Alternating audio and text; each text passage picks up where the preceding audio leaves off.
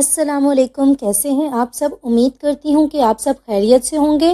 جو ناول ہم نے سٹارٹ کیا ہوا تھا اس کا نام ہے دل کے داغ بائی نیلم ریاست، اور یہ اس کی ایپیسوڈ نمبر 3 ہے۔ تو چلیے بغیر وقت ضائع کیے سٹارٹ کرتے ہیں۔ آج بھی وہ سفید پھول لے کر آیا تھا۔ ہر دفعہ یہاں سے ہو کر جاتے وقت وہ اپنے آپ کو باور کرواتا تھا کہ آج آخری دفعہ ادھر آیا ہوں، آئندہ نہیں آنا۔ مگر وہ خود سے لڑتے لڑتے تھک جاتا تو دوسری ماں دوبارہ سے زخم ہرے کرنے آ جاتا۔ پھول ان کی مخصوص جگہ پر رکھ کر خاموشی سے دیوار کے ساتھ ٹیک لگا کر بیٹھ گیا۔ آنکھیں بند کر کے بیٹھتے ہوئے اس کو چند پل گزرے۔ جب دوبارہ آنکھیں کھولی تو سرخ انگارہ ہو رہی تھی۔ بہت برداشت کے باوجود چند ایک آنسو بہہ کر خوبصورت گالوں پر بکھر گئے۔ وہ آدمی کے کپڑوں میں ایک 6-7 سالہ معصوم سا بچہ نظر آ رہا تھا، جو اب روتے ہوئے کہہ رہا تھا، میں نے آپ سے کبھی نہیں کہا تھا کہ آپ مجھ سے محبت کریں۔ میں آپ کی محبت کے بغیر جی لیتا، بچ جاتا، مگر آپ نے ایسا کیوں کیا؟ مجھ سے محبت کرنے والے سبھی رشتے چھین لیے۔ چھوٹے چھوٹے گلابی ہونٹ بری طرح کپ کپا رہے تھے۔ آپ کا اپنا تو میں تھا، آپ نے مجھے ہی تنہا کر دیا۔ کاش آپ نے مجھے اس امتحان میں نہ ڈالا ہوتا، کاش آپ نے مجھے مار دیا ہوتا۔ اپنے دونوں ہاتھوں میں سر کے بال جکڑے بری طرح رو رو کر بے حال ہو رہا تھا، مگر اس سے چند قدم دور بیٹھی عورت اسی طرح رخ موڑے لاپرواہی سے بیٹھی رہی۔ کیا آپ کو اپنی زندگی میں کبھی مجھ سے رتی بھر بھی محبت نہیں ہوئی؟ اگر محبت ہونا ناممکن تھا تو آپ نے کسی کتے بلی کا بچہ سمجھ کر ترس ہی کھا لیا ہوتا۔ آپ نے میری ذات کو حسرتوں کا ڈھیر بنا دیا۔ میں نے آپ سے ٹوٹ کر محبت کی اور اس محبت نے میرا دامن بالکل خالی کر دیا۔ اب نہ ساری عمر مجھے کسی سے محبت ہو سکتی ہے، نہ ہی کبھی کوئی مجھ سے محبت کرے گا۔ جانتی ہیں کیوں؟ کیونکہ جن کو اپنے ہی دھتکار دے ان کو زمانہ بھی گلے نہیں لگاتا۔ اگر آپ کو میری شکل اتنی بری لگتی ہے، ایک نظر دیکھنا بھی گوارا نہیں، تو میرے دل سے نکل کیوں نہیں جاتی ہیں؟ مجھے بھی یاد نہ آیا کرے، مجھے بھی کسی قبرستان میں دفن رہنے دیں۔ ہر دفعہ مجھے آواز مار کر میرے تعفن زدہ وجود کو قبر سے باہر آنے پر مجبور کرتی ہیں۔ کس لیے؟ اپنی نفرت کے تیر چلانے کے لیے؟ وہ تو میرے دل پر رقم ہے۔ میرا دل آپ کی دی ہوئی نفرت سے داغدار ہے۔ یہ داغ نہیں اترتے ہیں، میں نے بڑے جتن کر کے دیکھ لیا ہے۔ وہ عورت اٹھ کر پیچھے مڑے بغیر آگے بڑھ گئی۔ بچہ اپنی جگہ سے چونک کر اٹھا اور اس عورت کی منتیں کرتا ہوا اس کے پیچھے پیچھے چلنے لگا۔ آج پھر اسی طرح ہی چلی جائیں گی؟ پلیز نہ جائیں، میرے پاس رہیں۔ میں اتنی دور سے آپ کو ملنے آیا ہوں، میرے سے ناراض نہ ہو۔ میں نے جو کیا وہ میری مجبوری تھی۔ سن رہی ہیں آپ؟ میری مجبوری تھی، مجھے مجبور بھی آپ ہی نے کیا تھا۔ یہ سارا آپ کا قصور تھا۔ کرتی رہے مجھ سے نفرت، میں بھی آج سے آپ سے نفرت ہی کروں گا۔ سن رہی ہیں؟ اس نے آگے بڑھ کر اس عورت کا آنچل تھامنا چاہا تو وہ غائب ہو گیا۔ خود وہ ایک ٹیلے پر موجود تھا۔ نیچے گہری کھائی میں چمکتا پانی نظر آتے ہی وہ گہرے گہرے سانس لیتا واپس ہوا۔ اس دوران 2-3 پتھر اس کے پیروں سے کھسک کر نیچے کھائی میں جا گرے۔ بڑی دیر بعد جا کر پانی کی آواز آئی۔ وہ پھولی ہوئی سانسوں سمیت پیچھے کو بھاگا۔ وہ کب سے اس کے وجود کو بیڈ پر سر پٹکتے دیکھ رہے تھے۔ بلا آخر ہاتھ بڑھا کر اس کو بیدار کیا۔ آنکھیں کھولو جوان، کیا پھر کوئی برا خواب دیکھ رہے ہو؟ وہ اس قدر ڈسٹرب تھا کہ اپنے کندھے پر رکھے بوس کے ہاتھ کو پوری نفرت سے جھٹکتے ہوئے اٹھ کر مارنے کو لپکا، مگر اندھیرے میں پنچ ہوا میں لہرا گیا، آگے کوئی ذی روح نہ تھا۔ گہرے گہرے سانس لیتے ہوئے اس نے خود کو نارمل کرنا چاہا۔ سارا جسم پسینے میں نہایا ہوا تھا۔ انہوں نے سائڈ بیڈ کے دراز پر سے جگ میں سے کچھ پانی گلاس میں انڈیل کر اس کی طرف بڑھایا، جسے اس نے الٹے ہاتھ سے کمرے کے دوسرے سرے پر دے مارا۔ چلو، ہر دفعہ ایک گلاس کا نقصان ضرور کیا کرو، جیسے پھر خرید کر بھی دینے ہیں۔ وہ بظاہر اس کے ساتھ لاپرواہی ہی برتتے تھے۔ وہ ان کا کچھ نہیں لگتا تھا، مگر وقت کے ساتھ ساتھ وہ بہت سے رشتوں میں ڈھل گیا تھا۔ شاگرد، دوست، ماتحت، پارٹنر، اس کے ساتھ کئی تعلق تھے۔ اس لیے اب اس کے حوالے سے ہر تکلیف و بات بھی ان کو تکلیف دیتی تھی، جسے وہ جتا کر اسے احساس دلوانا نہیں چاہتے تھے۔ یہ ان کا اسٹائل تھا۔ وہ 2-4 منٹ بستر پر چٹ لیٹا لمبی لمبی سانسیں بھرنے کے بعد نارمل ہو گیا تو انہوں نے ہر دفعہ کا پوچھا سوال ایک دفعہ پھر دہرایا۔ کیا وقت کے ساتھ اپنے فیصلے اور عمل پر پچھتاوا ہوتا ہے؟ وہ بستر پر اوندھے منہ پڑا ہوا تھا۔ کیا سچ میں ہمارے اتنے لمبے ساتھ کے بعد بھی آپ مجھے سمجھ نہیں پائے؟ وہ دونوں ایک ہوٹل کے کمرے میں موجود تھے، جس میں برابر کے 2 سنگل بیڈ لگے تھے۔ انہوں نے اپنے بستر پر پہلو بدلا۔ انسان کے اندر ہزاروں چھوٹے چھوٹے خانے دراز ہوتے ہیں، جہاں وہ اپنی ذات کے کئی پہلو دنیا کی نظر سے بچا کر سنبھال کر رکھتا ہے۔ اگر ساتھ وقت گزارنے سے انسان کی سوچ کا 100% علم ہو جاتا تو کیوں کوئی عورت یہ رونا روئے کہ میرے ساتھ تو اچھا بھلا تھا، پھر اچانک دوسری عورت کہاں سے لے آیا۔ ہم لوگ تو ایسی ہڈ بیتیاں دیکھ چکے ہیں، پھر بھی سوال کرتے ہیں۔ اس نے سرہانہ سر سے ہٹا کر پڑے پھینکا، اپنے بیڈ سے نکل آیا۔ سر، میں پچھتانے والوں میں سے نہیں ہوں۔ ہاں، اگر جو میں نے کیا وہ نہ کرتا تو میں نہیں جانتا کبھی خود کو معاف کر پاتا۔ آپ براہ مہربانی یہ موضوع نہ چھیڑا کریں۔ میرے اندر دکھ ہے جو اندر ہی اندر میری رگوں کو کاٹتا ہے۔ اسلام نے کہا ماں باپ کی بھی غلط بات نہ مانو مگر ادب میں فرق نہ آنے دیا جائے۔ ماں بری بھی ہو تب بھی جنت اسی کے قدموں تلے ہے۔ قیامت والے دن اٹھایا بھی اسی ماں کے حوالے سے جانا ہے۔ فلاں بیٹا اس کی فلاں ماں۔ مجھے یہ دکھ مارتے ہیں سر، جو میرے جیسے ہوں وہ اپنی ماں کی مغفرت کی دعا کرے یا انہیں بھول جائیں۔ بھول جانا بھی چاہے تو خود کیوں یاد آ جاتی ہیں۔ میرا ایک مشورہ مانو گے؟ کہہ دیں تم شادی کر لو۔ کمرے میں بھاری مردانہ کہکا گونجا۔ اگر شادی مرد کے تمام دکھوں کا مداوا ہوتی ہے تو آپ نے خود کیوں آج تک شادی نہیں کی؟ خود بڈھے ہو کر بھی عیاشی کر رہے ہیں۔ مجھے بڈھا بولتے تمہارا دل خوف خدا سے کانپا کیوں نہیں؟ میں نے غلطی کی ہے اس لیے تو تمہیں کہہ رہا ہوں، اس سے پہلے کہ تم بوڑھے ہو جاؤ سوچو۔ بہت سوچ لیا، اب مجھے یہ بتائیں اور کتنی دیر ادھر مکھیاں مارنی ہیں؟ بس آدھا گھنٹہ اور اس کے بعد نکلتے ہیں، پر یہ دیکھو آج کوئی زخمی نہ ہو۔ اگر آپ یہ چاہتے ہیں ایک عادی مجرم جو کہ جیل سے فرار ہوا ہو باہر نکل کر اپنے باپ کا راج سمجھ کر لوگوں پر ظلم کرے، کسی کی بیٹی اٹھوا لے، کسی کا جوان بیٹا مروا دے، ایسا شیطان میرے سامنے آئے جس کو میں نے دن رات ایک کر کے ڈھونڈا ہو اور سامنے ہونے پر اس کے آگے ہاتھ جوڑ کر عرض کروں حضور اگر آپ کی طبیعت پر ناگوار نہ گزرے تو کیا آپ میرے ساتھ جیل تک کا سفر کرنا مناسب سمجھیں گے، تاکہ ادھر سے کوئی رشوت خور ایک دفعہ پھر آپ کو فرار کروائے، ایک دفعہ پھر کوئی مجبور ماں میرے سے رابطہ کرے، ایک دفعہ پھر میں آپ کو ڈھونڈنے نکلوں۔ میرا نہیں خیال سر میں ایسا کر سکتا ہوں، میں سالے کو ادھر ہی مار دوں گا، اس لیے بے فکر رہے، کوئی زخمی نہیں ہوگا، بس ایک عدد لاش ٹھکانے لگانا پڑے گی۔ انہوں نے اپنے شاگرد کو تعصب سے دیکھا جس کی ڈکشنری میں رحم نام کا کوئی لفظ موجود نہ تھا۔ گڑیا گھاس کے ساتھ ساتھ بنی سرخ اینٹوں کی روش پر سائیکل چلا رہی تھی، جبکہ غازی اپنے چاچا محمد یار کے ساتھ لان میں کرکٹ کھیل رہا تھا۔ دونوں کا شور اس قدر تھا کہ اپنی اسٹڈی میں بیٹھ کر اپنے کسی کیس کی تفصیلات پر احمد یار کے ساتھ مشورات کرتے آغا جی بار بار ڈسٹرب ہو کر کھڑکی کی جانب دیکھتے۔ اب کی دفعہ انہوں نے یہی عمل دہرایا تو احمد یار مسکراتا ہوا اٹھ کھڑا ہوا۔ میں دیکھتا ہوں۔ انہوں نے اسے روک دیا۔ نہیں، رہنے دو، ہفتے میں ایک دو دفعہ تو چاچا بھتیجے کو ایسی تفریح کا موقع ملتا ہے، کام کا کیا ہے، ہم لوگ کل اس کیس پر بات کر لیں گے۔ ویسے بھی تمہاری ماں نے ابھی کسی بھی لمحے حاضری دے دینی ہے، پھر شکوہ کرے گی کہ جب بھی میرے بچے آتے ہیں بڈھا کام لے کر بیٹھ جاتا ہے۔ بات سچ ہی تھی، بی جی کا یہی شکوہ ہوتا ہے۔ احمد یار واپس اپنی جگہ پر بیٹھنے ہی لگا تھا جب باہر سے گڑیا کی آواز آئی، پاپا دیکھ لے، میں ٹرینی ویلز کے بغیر سائیکل چلا رہی ہوں۔ وہ کھڑکی میں کھڑی پرجوش چہرہ لیے اپنا پورا زور لگا کر بلند آواز نکال کر بتا رہی تھی، جیسے گلاس وال سے آواز اندر تک نہ پہنچنے کا خدشہ ہو، مگر چونکہ اوپر والے روشن دان کھلے ہوئے تھے اس لیے آواز بغیر رکاوٹ کے کانوں کے پردوں پر پڑی تھی۔ میرا بہادر بچہ، ادھر رکو، میں باہر آ کر دیکھتا ہوں۔ گڑیا خوش ہو کر اندرونی دروازے کی جانب بھاگی۔ احمد یار نے آغا جان کی جانب اجازت طلب نظروں سے دیکھا۔ اجازت ہے۔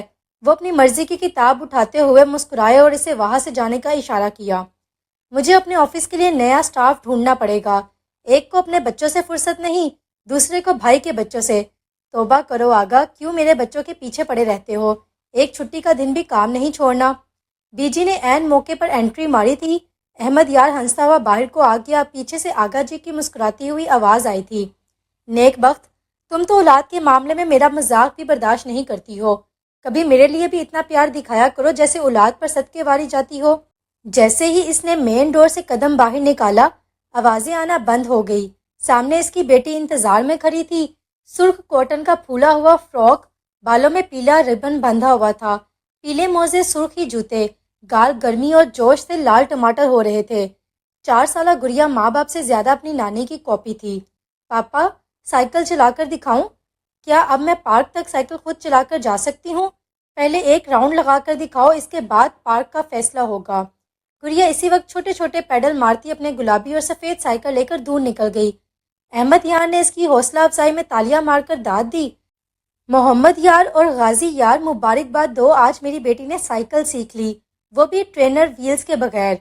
बाप की आवाज़ देने पर गाजी के हाथ से कैच छूट गया। बहुत मुबारक हो पापा, मेरा कैच भी छूट गया है। मोहम्मद यार हंसते हुए बैट फेंक कर गुड़िया के पीछे भागा। गुड्डी, इतनी सी हो और अपनी तेजियां देखो जरा, मैं जिन बाबा बनकर तुम्हें खा जाऊंगा। गुड़िया चीखती हुई जोर जोर से पैडल मारकर बाप की जानिब भागी, साथ ही दुहाई भी जारी थी, पापा बचाओ, जिन बाबा आ गया। जिन बाबा मेरे पापा के एक पंच से इधर ही गिर जाएगा। हाँ, ऐसा ही सुपर हीरो है ना तुम्हारा अब्बा। आई बड़ी। गाजी बाप के कंधों तक आ रहा था, पसीने से सारी टी शर्ट भीगी हुई थी, माथे पर बाल गीले होकर चिपक रहे थे, गाल दहक रहे थे। बेटे की हालत देखकर अहमद यार ने नौकर को आवाज़ देकर पानी लाने का बोला। गाजी ने अपनी नक्श इख्तियार पापा को प्यार भरी नज़रों से देखा। काला टू पीस सूट, सफ़ेद बेदाग शर्ट, काली ही टाई, सलीके से बाल सजे थे। लगता है पापा आज भी आप हमारी वजह से डिस्टर्ब हुए। कोई शक नहीं, पर खैर ही है। मुझे इल्म है तुम चाचू के साथ खेलने के लिए सारा हफ्ता इंतज़ार करते हो। मोहम्मद यार भी आकर एक कुर्सी पर बैठ गया। पानी पीने के बाद इसने भाई को मुखातिब किया, क्या ख्याल है फिर आज साइकिलिंग हो जाए? जो हारेगा बाहर डिनर करवाएगा। चलो डन, मैं और गुड़िया पार्टनर, तुम और गाजी, जो पहले यादगार पहुंचेगा इसका डिनर पक्का। अगले आधे घंटे में बीजी और आगा जी को अपना प्रोग्राम बताकर चारों अपने हेलमेट वगैरह पहनकर रवाना हो गए। गाजी और मोहम्मद यार अपनी अपनी साइकिल पर सवार थे, जबकि गुड़िया अहमद यार की बाइक के हैंडल के पीछे बंदी सीट पर अपना हेलमेट और सीट बेल्ट पहने बैठी तालियां पीट रही थी। अहमद यार ने अपनी जैकेट और टाई उतारने के बाद कफ खोल कर फोल्ड कर रखे थे। मुख्तलिफ रास्तों से होते हुए वो लोग पौने घंटे में अपनी तयशुदा जगह पर पहुंचे। अहमद यार इन दोनों से पहले आ गया था। गाजी और मोहम्मद यार की शक्लें देखने वाली थी। अहमद यार ने अपने सीधे हाथ का अंगूठा और शहादत वाली अंगूठी खोलकर बाकी मुट्ठी बंद करके माथे पर रख कर दोनों को लूजर का खिताब दिया। गुड़िया जानी, जरा अपने लूजर चाचा और भाई के लिए तालियां बजाओ, हम लोग डिनर कर रहे हैं। यार आखिर कैसे मुमकिन हुआ? 2 बच्चों का बाप एक बच्ची के साथ समेत जीत गया और नौजवान हार गए। जरूर गुड़िया गुड लक चार्म है। अगली दफा मैं गुड़िया का इंतखाब करूंगा। जो मर्जी कह लो, हार तुम लोग की हुई है। अब डिनर की जगह का इंतखाब मैं करूंगा या तुम लोग कर रहे हो? जी, ये एजाज भी आप ही को हासिल होगा, बल्कि पहले कोई जूस वगैरह पिलवाएं, इसके बाद ले चलें, जहां बेहतर लगे। बिल मेरा बड़ा भाई गाजी का बाप देगा। अहमद यार ने दिलकशी से हंसते हुए गन्ने का जूस निकालने वाले को इशारे से 4 ग्लास लाने का कहा। साथ ही ड्राइवर को फ़ोन करके गाड़ी मंगवाई। जब तक इन लोगों ने गन्ने का ठंडा ठार रस पिया, ड्राइवर गाड़ी ले आया। तीनों साइकिल ड्राइवर के हवाले किए। खुद अहमद यार ने ड्राइविंग सीट संभाल ली। साथ वाली सीट पर मोहम्मद यार था। दोनों बहन भाई पिछली सीट पर बैठ गए। पापा, हम कहाँ डिनर करेंगे? अहमद यार ने बैक व्यू मिरर से एक नज़र बेटे पर डाली। एक नई जगह खुली है, वही ट्राई करते हैं, लोग काफ़ी तारीफ कर रहे हैं। पापा, क्या मामा को साथ ले चलें? अहमद यार के दिल पर घोंसा पड़ा। इसका बेटा माँ को मिस कर रहा था, जो पिछले 1 माह से अपने बाप के घर बैठी हुई थी। इसने लम्हों में खुद को संभाला, क्यों नहीं यार, रास्ते में इसको साथ ले लेते हैं। वादे के मुताबिक इसने गाड़ी साहरा के घर के जानिब डाल दी। वहां पहुंचकर गाड़ी बाहर सड़क पर रोककर खुद अकेला नीचे उतरा। तुम लोग यहाँ मेरा इंतजार करो, मैं पता करता हूँ, ना जाने वो घर पर है भी या नहीं। गाजी ने अपने दोनों हाथों की उंगलियों को क्रॉस किया। अंधेरे में ये अमल एक राज बन गया, ऐसा राज जिसका वाहिद गवाह अल्लाह था। चौकीदार ने अहमद यार को देखते ही सलाम किया और दरवाज़ा खोल दिया। कैसे हो नूर खान? अल्लाह का एहसान साहब, आप कैसे हैं? बड़े दिनों बाद आए। बाबा लोग नहीं आए? आए हैं, बाहर गाड़ी में हैं। क्या तुम्हारी बीबी घर पर है? जी साहब जी, अंदर है। वह सर हिलाकर आगे बढ़ाया। सबसे पहले सामना अपनी सास से हुआ। वह सिटिंग रूम में बैठे सोफे पर बैठकर फ्रेम हाथ में लिए कोई कढ़ाई का काम कर रही थी। अस्सलाम वालेकुम अम्मा जी। सकीना बीबी ने आवाज़ सुनते ही खुशी से सर उठाया। वालेकुम अस्सलाम। सो बिस्मिल्लाह, मेरा बेटा आज कैसे रास्ता भूल आया है। अपना काम एक तरफ डालकर उन्होंने अपनी जगह से उठकर इसका इस्तकबाल किया। वो भी हमेशा की तरह इनके सामने प्यार लेने को झुका। उन्होंने शफकत से माथा चूमा, दुआएं दी। बस आप जानती ही हैं, ऑफिस की ड्यूटी सख्त है, ऊपर से वालिद साहब से छुट्टी नहीं मिलती। आज गाजी लोगों की छुट्टी थी, इनको डिनर करवाने निकला हूँ। गाजी ने कहा माँ को साथ लेना है, वो लोग गाड़ी में ही हैं। मैंने कहा जो हुक्म, अभी किस्मत आजमा लेते हैं। वैसे वो ठीक तो है, वापसी का क्या प्रोग्राम रखता है? بس بیٹا، اس بڑھاپے میں جوان اولاد ذلیل کر رہی ہے۔ میں تم سے بڑی شرمندہ ہوں احمد یار۔ میں نے اکتا کر اس کو یہ بھی کہہ دیا ہے میرے گھر سے نکل جائے، پر اثر ہی نہیں ہوتا، سارا دن کمرے میں پڑی رہتی ہے۔ میں مل لوں؟ کیوں نہیں بیٹا، جاؤ، ہو سکتا ہے تمہیں دیکھ کر ہی کچھ فرق پڑ جائے۔ احمد یار سیڑھیوں کی جانب بڑھ گیا، جبکہ سکینہ بی بی کا رخ باہر کی جانب تھا۔ وہ آنکھیں بند کر کے بھی چلتا تو عین اس کے دروازے تک پہنچتا۔ دروازہ نوک کیے بغیر وہ اندر آیا تو ساحرہ کی خوشبو نے استقبال کیا۔ اس کی طرح اس کی خوشبو بھی اپنی مثال آپ تھی۔ کمرے کی لائٹ آن تھی، اے سی فل سپیڈ پر چل رہا تھا اور وہ آڑی ترچھی بیڈ پر پڑی سو رہی تھی۔ احمد یار کے قدم وہی جم کر رہ گئے۔ سامنے پڑی عورت اس کی بیوی تھی، اس کی ملکیت، سر سے لے کے پاؤں تک وہ اس کے وجود پر اختیار رکھتا تھا، مگر دسترس سے باہر تھی۔ مسلسل آنکھ جھپکے بغیر دیکھنے کی وجہ سے اس کی آنکھوں میں جلن ہونے لگی تھی۔ جب برداشت سے باہر ہو گئی تو سیدھے ہاتھ سے آنکھوں کو مسلا۔ بیڈ پر وہ اس کے قریب بیٹھ کر اس پر جھکا، چہرے پر آئی زلفوں کو ہٹا کر پیشانی پر اپنی محبت کے ثبوت کے طور پر اپنے گرم لب رکھ دیے۔ ویسے بھی حسن مسلسل نذرانے مانگتا ہے، مگر ہر کوئی خوش نصیب نہیں ہوتا، یا کسی کسی کی نیاز قبول ہوتی ہے۔ ایک خیال نے ناک کی طرح اس کے دماغ کو ڈسا۔ جواب میں احمد یار نے ساحرہ کو جھنجھوڑ کر رکھ دیا۔ سارو، ایک بات سچ سچ بتاؤ، کیا کسی اور کو پسند کرتی ہو؟ یا آج بھی کسی اور کو پسند کرتی ہو؟ کون ہے وہ؟ وہ ایک دم اس کو سامنے دیکھ کر بوکھلا گئی۔ اوپر سے اس کا انداز اور سوال، وہ نفی کرتے ہوئے بولی، احمد تم کب آئے؟ ابھی تھوڑی دیر پہلے آیا ہوں، تم میرے سوال کا جواب دو۔ اتنا فضول خیال تمہارے دماغ میں کیسے آیا؟ تم خود غور کرو، 2 بچوں کی ماں جو ان سے بھاگتی ہے، شوہر سے بھاگتی ہے، اپنے گھر پر مہمانوں کی طرح 2 دن گزار کر ماں باپ کے یہاں ڈیرا ڈالے رکھنا، اور یہ بات جانتا ہوں ماضی میں میری زندگی میں آنے سے پہلے تم کسی اور کو پسند کرتی تھی۔ مجھے صرف یہ بتا دو کہ آج بھی تمہارا اس کے ساتھ رابطہ ہے؟ تم مجھ پر الزام لگا رہے ہو؟ تم جانتے ہو مجھے گڑیا کی پیدائش سے ہی ڈپریشن کا مسئلہ بنا ہوا ہے۔ میرے ڈاکٹر سے واقف ہو، حتیٰ کہ وہ ڈاکٹر تمہارا ہی جاننے والا بھی ہے، پھر بھی یہ سب کہہ رہے ہو؟ بچوں سے دور اس لیے رہتی ہوں تاکہ ان کو کبھی کوئی نقصان نہ پہنچا دوں۔ تم آج اتنے دنوں بعد مجھ سے ملنے آئے ہو یا یہ سب کہنے آئے ہو؟ احمد یار نے آنکھیں میچ لی، بالوں میں دونوں ہاتھوں کی انگلیاں پھیر کر خود کو پرسکون کیا۔ سارو، میں بڑا تنہا محسوس کرتا ہوں، مجھے تمہارا ساتھ چاہیے۔ میں تمہیں ہر دن ہر رات میں نہ جانے کتنی دفعہ یاد کرتا ہوں۔ تم سے محبت کا عالم یہ ہے کہ تمہاری بے رخی کے باوجود کسی اور عورت کی جانب منہ کرنے کو دل نہیں کرتا، ورنہ انسان کو باہر کیا کچھ نہیں مل جاتا۔ ساحرہ، میرے ساتھ سچ بولو، میرے بچے تمہارے بچے بھی ہیں، وہ بکھر جائیں گے۔ اگر کوئی اور مرد ہے تو مجھے چھوڑ دو، اور اگر یہ واقعی کوئی سائیکولوجیکل مسئلہ ہے تو ہم ڈاکٹر بدل کر دیکھتے ہیں۔ مسائل کے حل نکالنے سے نکل ہی آتے ہیں، مگر دھوکے کا داغ نہیں مٹتا۔ ساحرہ، اس لیے میرے ساتھ سچ بولو تاکہ میں کوئی حل نکال سکوں۔ ایک دفعہ دوستی سمجھ کر میرا اعتبار تو کرو۔ ساحرہ کے اندر بیٹھی چور شاطر عورت گھبرا گئی۔ کچھ ماں کی طرف سے ہر روز ملنے والی لان تان کا اثر بھی تھا۔ ابو نے بھی صاف کہا تھا اگر 1-2 دن کے اندر اندر اپنے گھر واپس نہ گئی تو وہ خود چھوڑ کر آئیں گے۔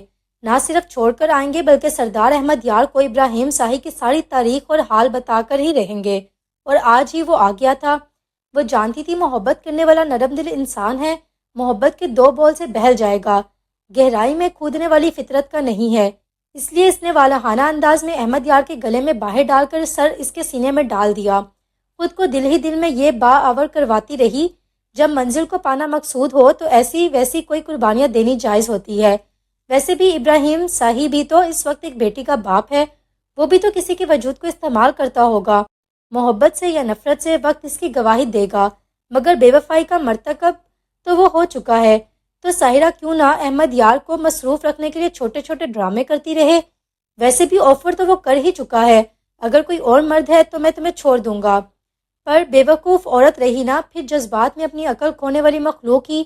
مرد بھی ایسے صرف چال پھینکتا ہے مچھلی کو قابو کرنے کے لیے، ورنہ کہا تاریخ نے ایسا مرد دیکھا جو باخوشی اپنی عورت کو صرف اس لیے چھوڑ دے کہ وہ کسی اور مرد کو پسند کرتی ہے۔ پاگل عورت۔ مگر دونوں میاں بیوی کی گفتگو سے بچوں کو اتنا فائدہ ضرور ہوا کہ انہوں نے مہینوں بعد ماں باپ کی موجودگی میں وقت گزارا، کھانا کھایا، یہاں تک کہ وہ واپسی پر بچوں کے ساتھ گھر آئی، گڑیا کو بیڈ ٹائم کہانی سنائی، غازی کے ریسرچ پیپر پڑھے، اس کی حوصلہ افزائی کے طور پر 1000 کا نوٹ اس کی نظر کیا۔ غازی ماں سے گلے لگ کر پیار بٹورنے کی خواہش دل میں ہی لیے اپنے کمرے میں آ گیا۔ وہ اس پر ہی خوش تھا کہ آج ماں گھر پر تو موجود تھی، اور نہ جانے کب تک رہتی۔ یہ تو اللہ ہی جانتا تھا وہ کس سوچ کے تحت آئی تھی۔ اس کے ذہن اور دل میں کیا چل رہا تھا یہ تو آنے والا وقت ہی بتا سکتا تھا۔ ابھی تو وہ باپ بچے اسی پر خوشی سے پھولے نہیں سما رہے تھے۔ رات کے آخری پہر سائرہ نے اپنے پہلو میں لیٹے خوبرو شخص پر نفرت بھری ایک نظر ڈالی جس کے بازو اس کے گرد لپٹے ہوئے تھے۔ چہرہ سائرہ کے بالوں میں گم تھا۔ سائرہ کا ایک ہاتھ اس کے توانا ہاتھ کے نیچے دبا عین اس کے دل کے اوپر رکھا تھا۔ اس کے ہاتھ کے نیچے احمد یار کا دل دھڑک رہا تھا۔ اپنی سوچ میں وہ احمد یار سے مخاطب ہوئی، تم تنہائی کی بات کرتے ہو، میری جانب دیکھو، میرا تو دم گھٹتا ہے، پھر بھی میں مجبور ہوں، اپنے گرد حالہ بنائے تمہارے بازو کاٹ کر نہیں پھینک سکتی، ورنہ یقین کرو اتنے ٹکڑے کروں کہ تم گن بھی نہ پاؤ، تمہارے دل کی دھڑکن سانپ بن کر پی جاؤں، تم ساکت بے جان ہو جاؤ، نہ تم میری جانب دیکھو نہ مجھے چھوؤ۔ محبت محبت محبت کا دم بھرنے والے، تم جانتے کیا ہو کہ محبت کیا ہے؟ میں تم سے جتنی نفرت کرتی ہوں بتا دوں تو تمہارا وجود نیلا پڑ جائے۔ اس نے بڑی احتیاط سے اپنا وجود احمد یار کی گرفت سے آزاد کروایا اور ایک کنارے سے لگ کر ٹک گئی۔ زرمین، مجھے لگتا ہے تمہاری شادی میں بڑی جلدی کی گئی ہے، ابھی مجھے کچھ سال اور تم سے اپنی خدمت کروانی چاہیے تھی۔ اچھا ہوا جو شادی ہو گئی، خود تو جناب SSG صاحب مہینوں گھر کا چکر نہیں لگاتے، میں یہاں اکیلی رہوں، اب میں اپنے میاں اور بیٹی کے ساتھ موجیں مارتی ہوں۔ زرمین نے پاستہ لا کر میز پر رکھا، اب اندر سے پینے کو کچھ لینے گئی۔ خوش ہو بھیا کے بھائی کو بہلانے کا بہانہ ڈھونڈا ہوا ہے، وہ تمہارا خیال بھی رکھتا ہے یا بس اپنے بھائی کی سیاست چمکانے میں ہی لگا رہتا ہے؟ 1.5 لیٹر پیپسی کی بوتل 2 خالی گلاس لا کر اس کے سامنے رکھتے ہوئے مسکراتی ہوئی خود بھی کرسی کھینچ کر بیٹھ گئی۔ اتنا خیال تو کرتے ہیں مگر آپ کو نہ جانے کیوں یقین نہیں آتا، پھر تم نے اپنا ڈیزائننگ کا شوق آگے چالو کیوں نہیں رکھا؟ دونوں بہن بھائی آمنے سامنے بیٹھ کر پاستے سے انصاف کر رہے تھے۔ آپ کی بھانجی صاحبہ میرے پاس اتنا وقت ہی کب چھوڑتی ہیں، اس کے کاموں سے فرصت ملے تو کچھ اور بھی سوچوں۔ جانے دو بھائی، اتنی بھلی مانس تمہاری بیٹی ہے جیسے میں جانتا نہیں ہوں، کس کے کام تمہیں مصروف رکھتے ہیں۔ بیٹی تمہاری تو اب سکول شروع کر چکی ہے، تمہارے پاس وقت ہی وقت ہے، صاف صاف کہو وقت کا بہانہ ہے، اصل تو اجازت نہیں ہے۔ بھائی، آپ کو نہ جانے کیا وہم ستاتے رہتے ہیں، اب تھوڑا بہت کمپرومائز تو ہر لڑکی کو کرنا پڑتا ہے نا۔ میرے بارے میں فکر مند ہونا چھوڑ دیں، میں اپنی زندگی میں بڑی مگن ہوں۔ ہاں کاش خوش بھی ہوتی۔ خوش ہی ہوں، آپ اپنی بات کریں، کب تک یوں گھومنے کا ارادہ ہے؟ آپ کو اب پیاری سی اچھی سی بھلی مانس سی لڑکی سے شادی کر لینی چاہیے۔ آپ میرے سے 3 سال بڑے ہیں، کچھ تو خیال کریں۔ ولی نے نیپکن سے منہ صاف کرنے کے بعد گلاس اٹھا کر ایک سپ لیا۔ اس سارے کے دوران وہ دلکشی سے مسکراتا رہا۔ بھئی تم نے شاید غور سے سنا نہیں، میں یہ بات تسلیم کر چکا ہوں، تمہاری شادی بڑی چھوٹی عمر میں کر دی، اب 24 سال کی عمر میں تم اماں جی بن گئی ہو۔ کہا گئے خالہ کے وہ وعدے کہ شادی کے بعد بھی زرمینی اپنی تعلیم جاری رکھ سکتی ہے، مجھے علم ہوتا ایسے وعدہ خلافی ہونی ہے، میں کبھی ان کی باتوں میں نہ آتا، کم از کم ماسٹرز ضرور کرواتا، میرا خواب تھا تم آرمی میں جاتی۔ یہ ہیل والے جوتے یہ ساڑی باندھے جا رہی ہیں ڈاکٹر زرمین احمد، کیوں میں کیپٹن زرمین احمد کیوں نہ ہوتی؟ آپ کی طرح SSG یہ بھاری گن اٹھائے انڈیا کے بارڈر پر فائٹ کر رہی ہوتی۔ ولی شادابی سے ہنسا، تم فائٹر نہیں ہو زرمینے، تم معصوم ہو۔ کیوں، کیا فائٹر معصوم نہیں ہوتے؟ ہوتے ہیں مگر کولڈ بلڈڈ ہوتے ہیں، تم کولڈ بلڈڈ نہیں ہو، تم باتوں سے بہلنے والی ہو، تم میری زرمینے ہو۔ وہ آج صبح 10 بجے ولی کے فون کال ملتے ہی اس کی طرف آ گئی تھی۔ وہ یوں ہی بغیر اطلاع کے اچانک مہینوں کئی دفعہ ہفتوں بعد اپنی شکل دکھانے آ جاتا تھا۔ ویسے مان گئی ہو، باتوں میں لگا کر اصل موضوع سے ہٹانا آپ کا دائیں ہاتھ کا کھیل ہے۔ یار ایک لڑکی آج کل تمہارے بھائی کو فل ٹائم لفٹ کروا رہی ہے، کرنل کی بیٹی ہے، ڈر لگتا ہے کہیں جوتے ہی نہ پڑوا دے، کیونکہ 4 دن ہینگ آؤٹ کرنا ہے تو موسٹ ویلکم۔ شادی وادی کا سین نہیں ہو سکتا، شادی وادی کا سین آپ کی طرف سے نہیں ہو سکتا یا اس کی طرف سے، ظاہر ہے میری جانب سے، ادھر تو شاید دال گل ہی جائے۔ پر یار ایک اور مسئلہ بھی ہے، جب لڑکیوں کو لفٹ کروا دو فوراً سے شادی کی رٹ لگانے لگ جاتی ہیں۔ میرے دوست کے ساتھ ہوا ہے ایک سین، تم سنو تو پیٹ میں بل پڑ جائیں، بیچارہ برا پھنسا ہے، بلکہ کام سے گیا ہے، اچھا بھلا دھڑلے والا پٹھان بھائی تھا، اس لڑکی نے اس کی شخصیت ہی بدل کر رکھ دی ہے، کیا کھا رہا ہے، کہاں جا رہا ہے، حتیٰ کہ دوستوں سے ملنے بات کرنے پر بھی پابندی ہے۔ خیر ہم بھی اس کو بڑا تنگ کرتے ہیں، ہم لوگوں نے اس کا نام ہی گیدڑ خان رکھ دیا ہے۔ زرمینے کا کہکا فلک شگاف تھا، یہ تو پٹھان بھائی کے ساتھ زیادتی ہے، ہاں تو کون اس کو کہتا ہے ایسے ایک لڑکی کے پیچھے جگری یاروں کو چھوڑے، یہاں تک کہ ایک فلم تک ہمارے ساتھ دیکھنے نہیں جاتا، کل کو دیکھا جائے گا۔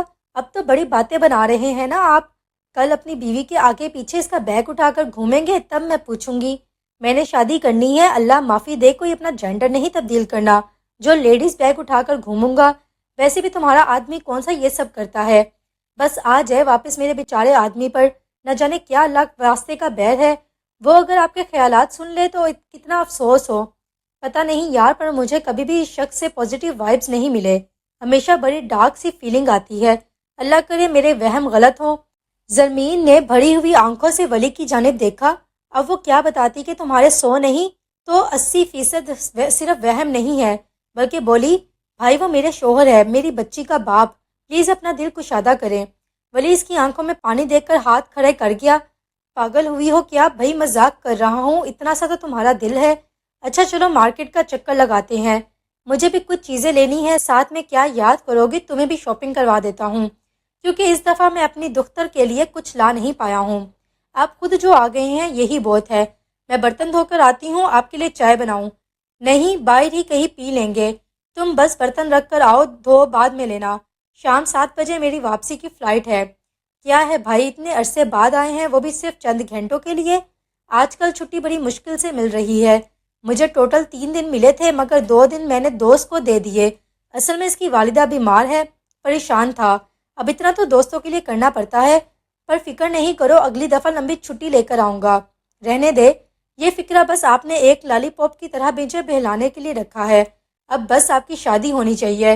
अगली दफ़ा आएंगे तो शादी करके ही वापस जाने दूंगी। अच्छा यार, अभी तो चलो दुख्तर के स्कूल चलते हैं, इसको साथ लेकर शॉपिंग पे जाएंगे।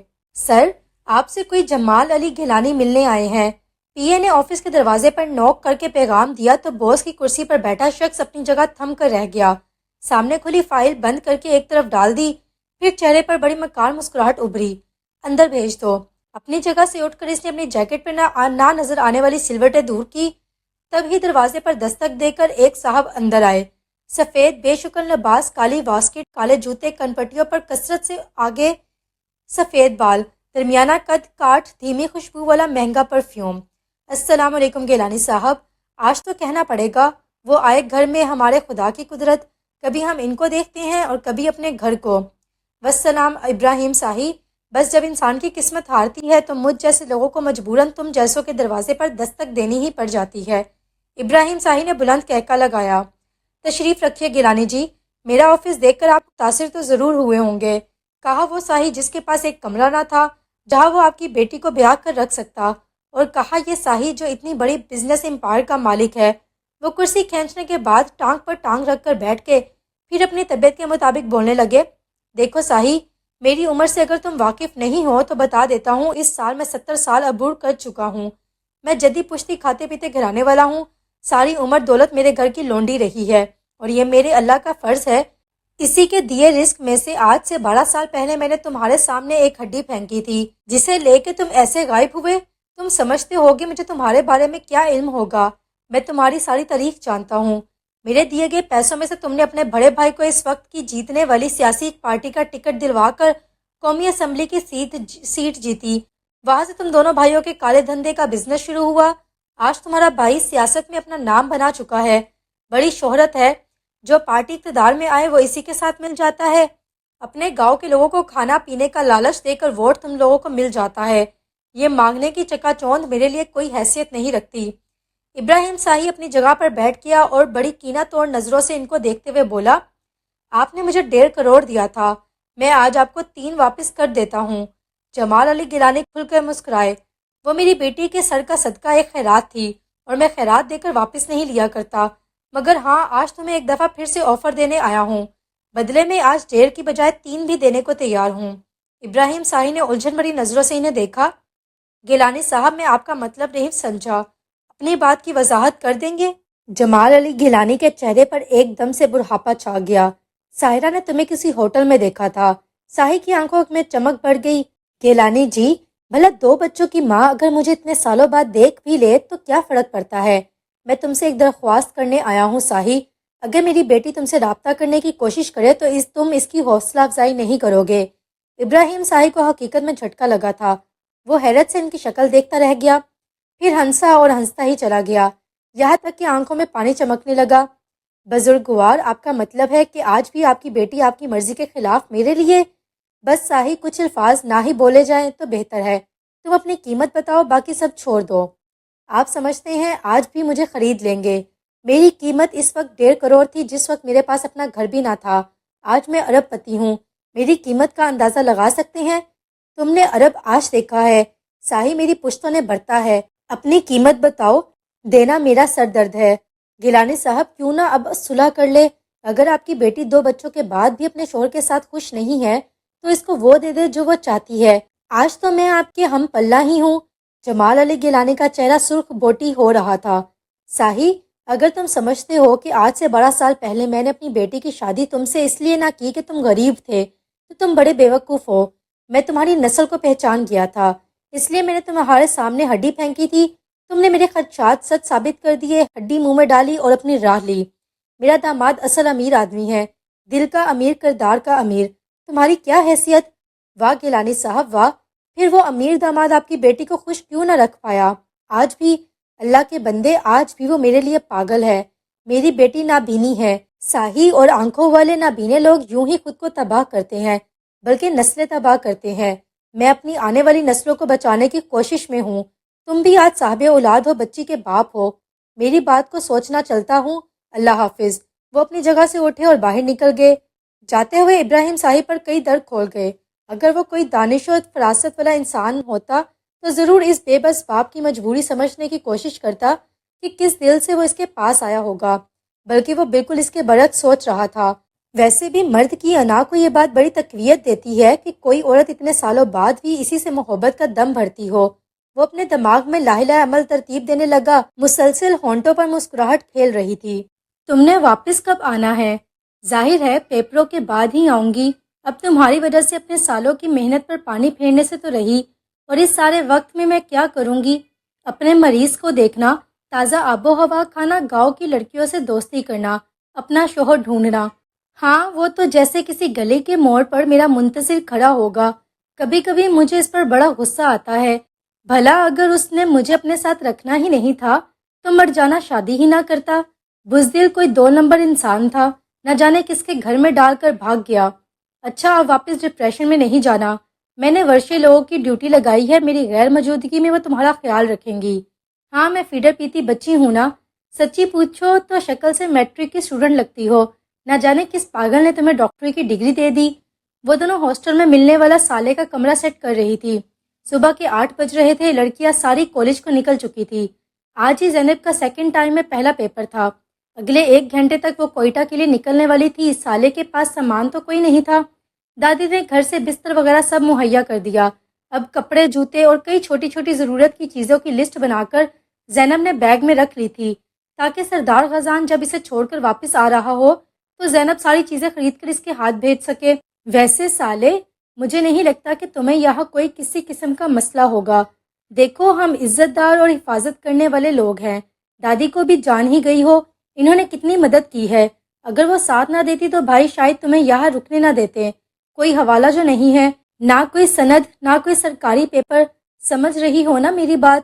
میں تو اللہ کی شکر گزار ہوں. اب اللہ کرے تمہارا شوہر کہیں سے برآمد ہو جائے، اور اگر نہیں بھی آتا تو انہیں کوئی مسئلہ نہیں ہوگا. آرام سے نوکری کرو، دیکھتے ہیں آگے کیا ہوتا ہے.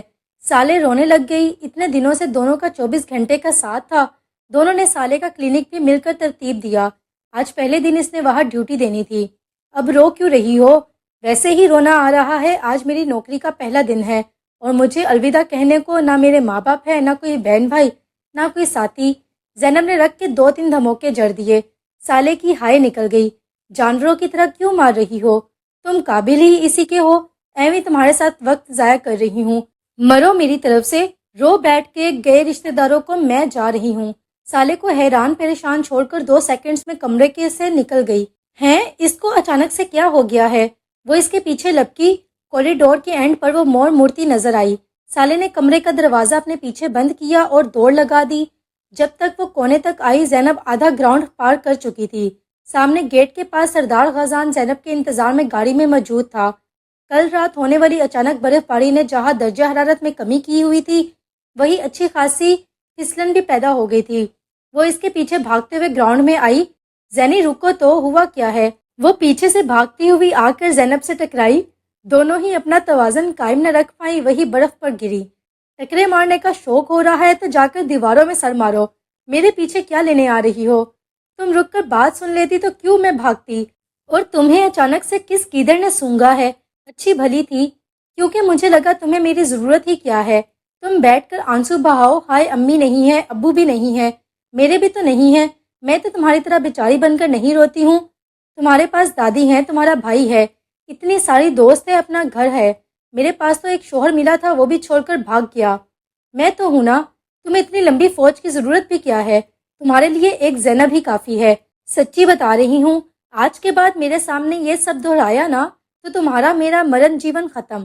سالے نے زور سے اپنے ساتھ اس کو بھینچ لیا. دونوں وہی برف پر بیٹھی ہوئی تھی، ایک دوسرے کو گلے لگا کر دائیں بائیں پینڈولم کی طرح جھومنے میں گاڑی کے ہارن نے خلل ڈالا. چلو اس کا پیمانہ لبریز ہو گیا ہے، اٹھو چلے، پہلے تمہیں تمہارے کلینک اتارتی ہوں پھر جاؤں گی. دونوں ایک دوسرے کا ہاتھ تھامے احتیاط سے چلتی ہوئی آ کر گاڑی میں بیٹھی. گاڑی کے اندر ہیٹر لگا ہونے کی وجہ سے ایک دم سے سکون کا احساس ہوا. سردار ڈرائیونگ سیٹ پر آنکھوں پر کالا چشمہ چڑھائے بیٹھا تھا. آج مونچھوں کے ساتھ ہلکی سی بڑی ہوئی شیف بھی تھی. گہرے براؤن رنگ کے کھدر کے شلوار سوٹ پر کالی جیکٹ میں اس کی سرخ و سفید رنگت دمک رہی تھی. براز پہلے کلینک پر رکنا ہے. زینب کے کہنے پر گاڑی گیٹ سے نکلتے ہوئے سردار نے سر ہلکا سا اس بات میں خم کیا. 2-3 دن ان کے گھر پر گزارنے کے بعد سالے کے دل میں بیٹھنے والا سردار کا پہلا پڑنے والا تاثر تبدیل ہو گیا تھا.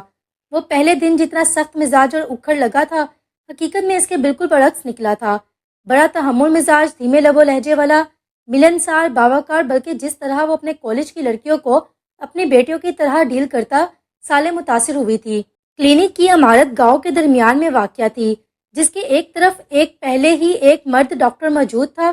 مگر چونکہ یہ کلینک قریب کے دوسرے دیہاتوں کو بھی لگتا تھا تو ایک مرد ڈاکٹر ناکافی ہی ثابت ہوتا تھا. خاص کر جب عورتوں کی بات آتی، زیادہ تر لوگ پسند نہیں کرتے تھے کہ ایک عورت کو آدمی ڈاکٹر دیکھے.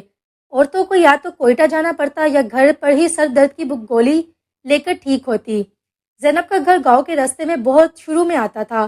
ان کے گاؤں اور گھر کے درمیان 1 میل کا فاصلہ تھا. جس وقت وہ لوگ کلینک پر پہنچے وہاں پر لوگوں کا جھمکٹا لگا ہوا تھا.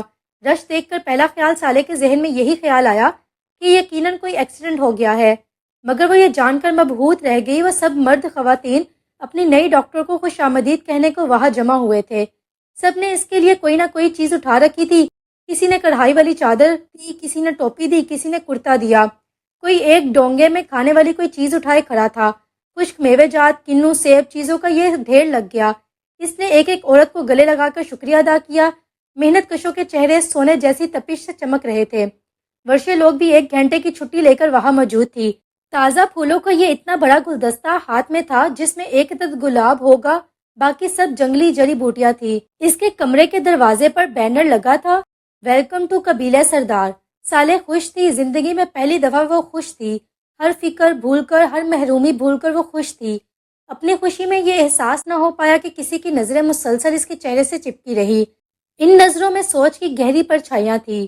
وہ اس کی ایک ایک حرکت کو ازبر کر رہی تھی، پرکھ رہی تھی. کاش وہ جان پاتی، کاش اس کو اس لمحے کوئی یہ باور کروا دیتا کہ جس کی تمہیں تلاش ہے ابھی اسی لمحے وہ اس بھیڑ میں موجود ہے. آگے بڑھ کر اس کو پہچان کر اس کا ہاتھ تھام لو. پھر چاہے کچھ بھی ہو جائے چھوڑنا مت، کھونا مت. وہ بہت قیمتی ہاتھ ہے. مگر سالے وہی اپنے نئے ملنے والوں میں مصروف ہو گئی اور وہ اسی طرح خاموشی سے چلا گیا. بتاتے کیوں نہیں ہیں؟ اس بدنیت انسان کے پاس کیوں گئے تھے؟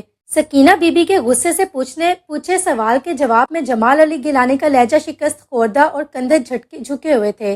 اور کیا کرتا؟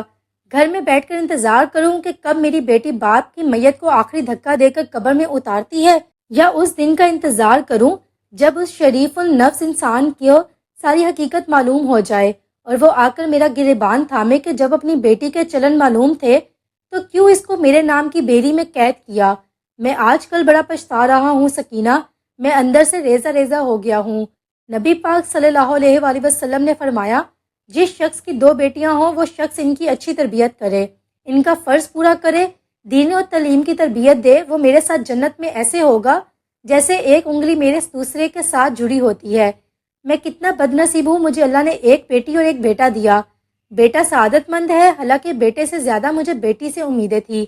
میں نے کس شوق اور چاہت سے اس کو اسکول اور کالج بھیجا، مگر وہ تعلیم لے کر سنورنے کی بجائے اپنا آپ ہی بھول گئی۔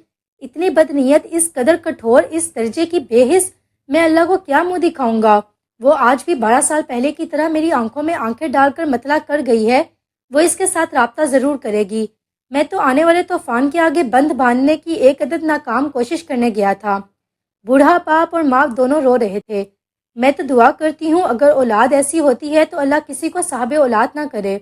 لوگ تو یہی کہیں گے ماں نے بیٹی کی یہ تربیت کی ہے۔ بے وفائی، بد چلنی تو میرے نسلوں میں کہیں نہیں ملتی۔ میں نے تو آج تک بغیر ضرورت کے دہلیز سے باہر قدم نہ نکالا۔ شوہر کی غیر موجودگی میں بھی اس کی دہلیز پر کوئی چھینٹا نہیں پڑنے دیا۔ پھر میرے پیٹ سے جنم لینے والی ایسی کیوں نکلی؟ جس کو ماں باپ سے محبت نہ ہو، وہ زندگی میں کسی اور سے محبت کا دعویٰ بھی کیسے کر سکتا ہے؟ میں نے اس کو ہر بات کھول کھول کر بتائی، پھر اس پر اثر کیوں نہیں ہوا؟ قرآن کہتا ہے ماں باپ کے سامنے اکتاہٹ سے اف کرنا بھی گناہ ہے، تو وہ مجھے اور آپ کو خون کے آنسو کیسے رلا سکتی ہے؟ میں 12 سال پہلے ہی بڑا رو چکی ہوں۔ آج میرے میں اتنی ہمت نہیں ہے۔ اگر اس نے میرے سفید سر میں خاک ڈالی تو میری دعا ہے میرا اللہ مجھے زندگی کی قید سے آزاد کر دے۔ جمال علی گیلانی نے اپنے آنسو صاف کیے اور کھڑے ہو گئے۔ تم دعا کرو سکینہ، اللہ کی ذات ہم پر وہ بوجھ نہ ڈالے جس کو اٹھانے کی ہم میں ہمت نہیں ہے۔ سکینہ نے اپنے شوہر کی پشت پر نظر ڈالی۔ کیسا دل دہلا دینے والا منظر تھا۔ سر جھکا کر سوچ سوچ کر قدم اٹھاتا ضعیف نظر آتا وجود۔ یہ وہ آدمی تھا جو اپنی برادری اور خاندان والوں کے فیصلے کرتا تھا، ہر بات میں پوری گرج کے ساتھ اپنی رائے دینے والا، سچی بات پر ڈٹنے والا، سینہ تان کر سر اٹھا کر چلنے والا۔ آج حالات نے کیسا بابا بنا دیا تھا۔ یہ اولاد کا تحفہ تھا جو حلق میں پھنس چکا تھا، جسے نہ نگلا جا رہا تھا نہ ہی اگلا جا سکتا تھا۔ کھانے کی میز سے اٹھ کر انہوں نے ملازمہ کو کہہ کر جمال صاحب کے لیے چائے ان کے آفس میں پیچھے بھجوائی، خود فون سٹینڈ کی جانب آئی۔ نمبر ملانے کے بعد ریسیور کان سے لگایا۔ چوتھی بیل پر دوسری جانب سے جواب آیا۔ السلام علیکم، آپ سردار احمد یار خان کے بیٹے سے مخاطب ہے، کہیے کیا کام ہے؟ بے اختیار ان کے ہونٹوں پر مسکراہٹ پھیل گئی۔ وعلیکم السلام، آپ بھی اس وقت سردار احمد یار خان کی ساس سے مخاطب ہے۔ دوسری جانب غازی کی ہنسی گونجی۔ یہ ہوئی نا بات، آپ نے ثابت کر دیا کہ آپ میری ہی نانو ہے۔ میں ابھی آپ کو ہی یاد کر رہا تھا۔ جاؤ جاؤ، منہ دیکھے کی محبت جتانے میں تم باپ بیٹے کا کوئی ثانی نہیں ہے۔ غازی ہنستے ہوئے صفائی دینے لگا۔ نانو قسم سے سچ کہہ رہا ہوں، وہ ملازمہ نے پاپا کے کہنے پر ساگ بنایا ہے۔ پاپا کے کسی کلائنٹ نے گاؤں سے بھیجا تھا۔ ساگ بنایا اچھا ہے، مگر اینڈ میں جو مکھن ڈالا ہے، نانو کبھی آ کر دیکھے، اس مکھن کا رنگ ایک دم زرد ہے، جبکہ جو ساگ آپ بناتی ہیں اس کے مکھن کا رنگ ہمیشہ سفید ہوتا ہے۔ یہی بات میں پاپا کو بتا رہا تھا۔ اب تو آ گیا یقین کہ میں آپ کو ہی یاد کر رہا تھا۔ ہاں، مجھے یقین آ گیا ہے، تم ساگ اور سفید مکھن کو یاد کر رہے تھے۔ مجھے یاد کرتے تو کم از کم ملنے تو آتے۔ نانو، میں تو آج ابھی آ جاؤں، مگر اسکول کی چھٹی نہیں ہے، پر پاپا نے وعدہ کیا ہوا ہے اس دفعہ چھٹی پر ہم دادوں کی بجائے آپ کی طرف آئیں گے۔ اگر پروگرام فائنل ہوا نا تو میں چھٹی والے دن صبح ہی آپ کو فون کر دوں گا۔ آپ میرے لیے چکن مکھنی بنا کر رکھیے گا۔ کیوں نہیں میری جان، میں آج ہی بنا کر ڈرائیور کے ہاتھ بھجوا دوں گی۔ نہیں، جب میں آپ کی طرف آؤں گا تب بنانا ہے، تب بھی بنا دوں گی۔ اپنے بیٹے کے لیے بار بار ہر روز چکن مکھنی بنانے کو تیار ہوں۔ تھینک یو نانو، آپ کے لیے ایک بڑی سی پپی ہے۔ سکینہ بی بی بے اختیار مسکرا کر بولی۔ آج کل کیا نئی معلومات اکٹھی کی ہے؟ کیا نیا پڑھا؟ نانو، آج کل میں خلا کے بارے میں پڑھ رہا ہوں۔ پاپا نے کتابیں منگوا کر دی تھی، اس میں ناسا کی سب سے جدید ترین دریافت کے بارے میں لکھا گیا ہے۔ جب آیا تو کتابیں لے کر آؤں گا، آپ ان میں موجود تصویریں دیکھ کر حیران رہ جائیں گی۔ ضرور لے کر آنا۔ اور اس سے پہلے والے موضوع کا کیا بنا؟ کیا پڑھا تھا؟ ہاں یاد آیا، ہیومن باڈی میں موجود مختلف سسٹم۔ ہاں جی، بالکل یہی تھا۔ آپ کو پتہ ہے، اپنے سارے اسکول کے سامنے میں نے اس موضوع پر سولو ٹاک دی تھی۔ ہمارے ہیڈ نے میری تصویر کے ساتھ میرا نام لکھ کر بڑا سا فریم کروا کر اپنے آفس میں لگایا ہے۔ وہ مجھے اپنے اسکول کا اب تک کا بیسٹ اسٹوڈنٹ بولتی ہیں۔ ماشاءاللہ، میرا بیٹا ہے ہی جینیس۔ اب ذرا جلدی سے مجھے بتاؤ، کیا مین باڈی سسٹم ہے؟ سکینہ کو اس کی باتیں سن کر روحانی قسم کا سکون ملتا تھا، اس لیے ہمیشہ بات سے بات نکال کر گفتگو کا توالیت دینے کی پوری کوشش کرتی تھی، جیسے ابھی کیا۔ ٹھیک، تفصیل سے میں بعد میں بتاؤں گا، ابھی صرف ہیڈ لائنز۔ تو جناب، سرکولیٹری سسٹم، جس میں ہمارا دل خون کو ساری جسم میں پمپ کرتا ہے، ڈائجسٹو سسٹم خوراک کو ہضم کرنے والا سارا نظام، ریسپیریٹری سسٹم سانس کے آنے اور جانے کا نظام، کیسے ہم آکسیجن کو اندر کھینچ کر کاربن ڈائی آکسائڈ باہر پھینکتے ہیں، مسکولیٹری سسٹم سارا ہمارے پھٹوں کا نظام اور عمل، اسکیلیٹری سسٹم ہماری ہڈیوں کا نظام۔ غازی جان تمہارا چکن مکھنی بالکل پکا، کل ڈرائیور کے ہاتھ بھیجتی ہوں۔ اگر سچ کہہ رہی ہیں تو میری درخواست ہے کہ آپ خود لے کر آئے، نانا کو ساتھ لانا، ان کے ساتھ لوڈو کی بازی بھی لگاؤں گا۔ ایسا کرے کل رات آپ ہماری طرف رہیں۔ سچی نانو، آپ لوگ کبھی بھی رات کے لیے نہیں رکتے۔ تمہارے نانا کو کہیں نیند نہیں آتی بیٹا۔ نیند کا تو بہانہ کرتے ہیں نانو، اصل میں انہیں اپنے کتوں کی فکر کہیں رہنے ہی نہیں دیتی۔ آپ کل آئے، میں ان کو رات کے لیے منا کر ہی دم لوں گا۔ اچھا، جیسے تمہاری مرضی۔ ماما کیا کر رہی ہیں؟ او ماما کی تو کوئی دوست آئی بیٹھی ہیں، دوپہر سے بس ان کے ساتھ ہی مصروف ہے، ڈنر بھی اپنے کمرے میں ہی منگوا لیا۔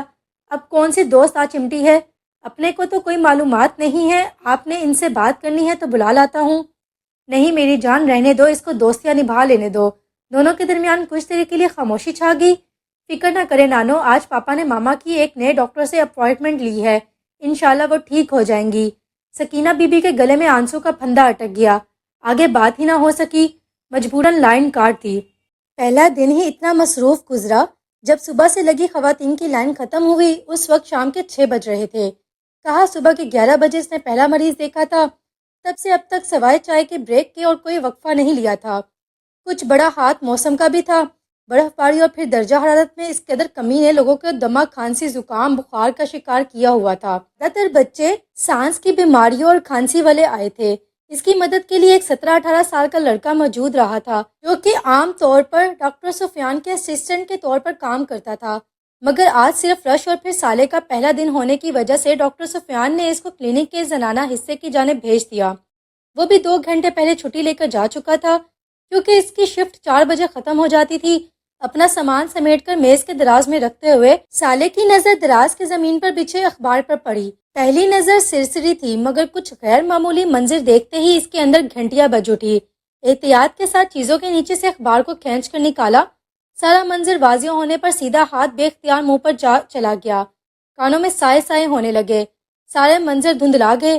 کامتے ہاتھوں میں اخبار کی کترن پکڑے، پھٹی آنکھوں سے ہیڈ لائنز کے ساتھ لگی کلر تصویر کو وہ لاکھوں میں پہچان سکتی تھی۔ اس کے اندر باہر وحشت کا بسیرا ہوا۔ اس کے پاس تو ہینڈ بیگ بھی نہ تھا جس میں اخبار کو چھپا کر وہاں سے لے جاتی۔ کلینک پر اس وقت کوئی نہیں تھا۔ وہ اپنا سکارف آدھا چہرے کے سامنے ڈال کر کلینک سے نکل آئی۔ قدم بڑھانے سے پہلے یہ فیصلہ کرنا مشکل لگا کہ کون سا راستہ گاؤں سے باہر کو جاتا ہے، کیونکہ اسی راہ پر آگے جا کر ہاسٹل آنا تھا۔ اسے پورا یقین تھا کہ یہی راستہ منزل کو جاتا ہے۔ مٹھی میں اخبار دبوچے تیز تیز قدموں سے برف کو مسلتی چلتی چلی گئی۔ گاؤں بہت پیچھے رہ گیا، مگر ہاسٹل کی عمارت کہیں نظر نہ آئی۔ بے اختیاری میں بہتے ہوئے آنسوں کو سکارف کے ساتھ رگڑ کر صاف کرتی، کبھی ناک سے بہتے پانی کو صاف کرتی۔ 5 منٹ مزید چلنے کے بعد ایک موڑ کاٹ کر قدم آگے بڑھایا ہی تھا کہ قدموں کے نیچے ایک دم سے کوئی سطح نہ آئی۔ جب تک صورتحال کا اندازہ ہوا، اس کا نچلا دھڑ سارا برف میں دھنسا ہوا تھا۔ فوری طور پر اپنے بازو پر وزن ڈال کر اپنے آپ کو اوپر اٹھانا چاہا تو دل دہلا دینے والا ادراک ہوا کہ وہ باہر کو آنے کی بجائے اور نیچے گئی تھی۔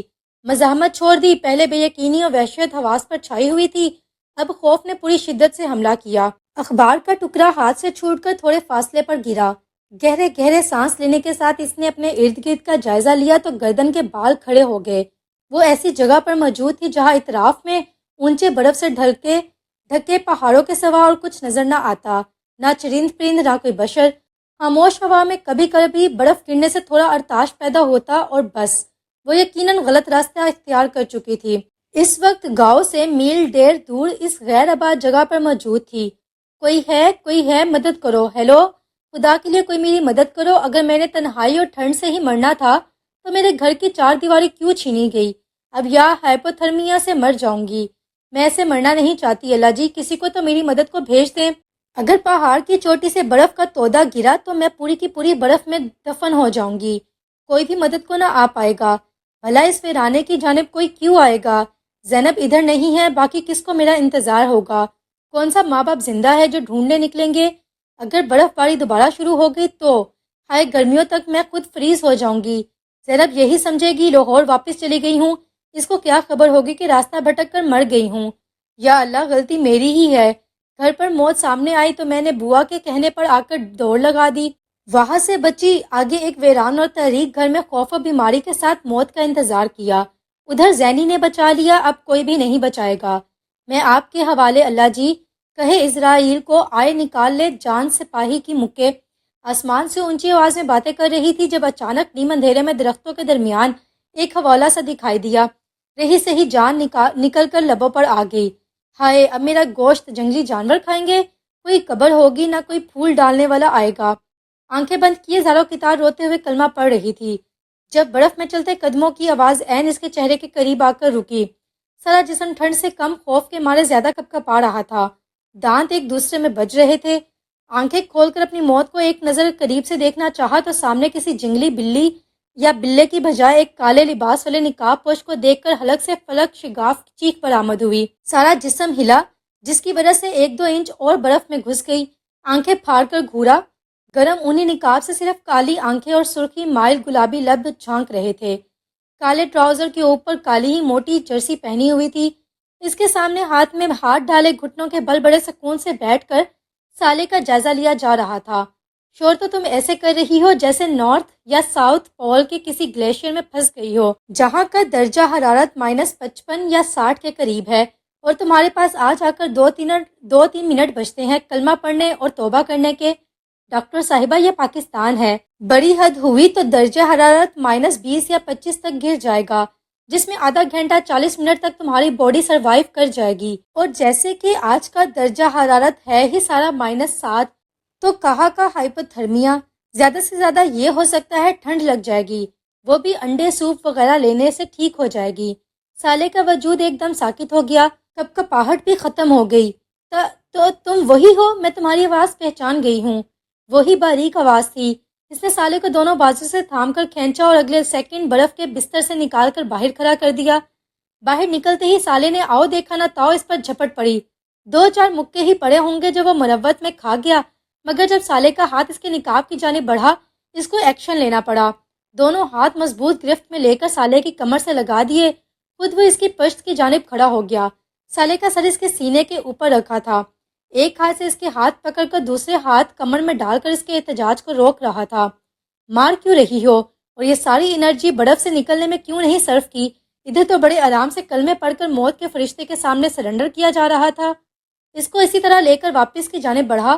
موڑ کاٹتے ہی سالے کی نظر تھوڑی دور کھڑی گاڑی پر پڑی۔ وہ وہی گاڑی تھی جس میں اس نے لاہور سے کوئٹہ تک کا سفر کیا تھا۔ اب تو پکا کنفرم ہو گیا کہ یہ وہی آدمی تھا۔ غصہ اور تکلیف تو تھی، مگر سالے کو یکدم تحفظ اور سکون کا احساس ہوا۔ پیسنجر سیٹ پر اسے ڈال کر خود دوسری جانب سے آ کر ڈرائیونگ سیٹ سنبھالی ہی تھی جب سالے نے ایک دفعہ پھر اس کے نقاب پر حملہ کرنا چاہا، مگر ہاتھ درمیان میں ہی روک دیے گئے اور وہ ایک دم غصے سے دھاڑا، ہاتھ مت چلاؤ، انسان بن کر منہ سے بات کرو، ورنہ مجھے بھی جانور بن کر بات کرنی پڑے گی۔ وہ بالکل متاثر نہ ہوئی، بل بل بہتے آنسو صاف کرتے ہوئے بھرائی ہوئی آواز میں بولی، پہلے تو جیسے بڑے انسان ہو، جب میں تمہیں اس گھر میں چھوڑ کر گیا تھا تو تم نے ادھر رہ کر میری واپسی کا انتظار کیوں نہیں کیا؟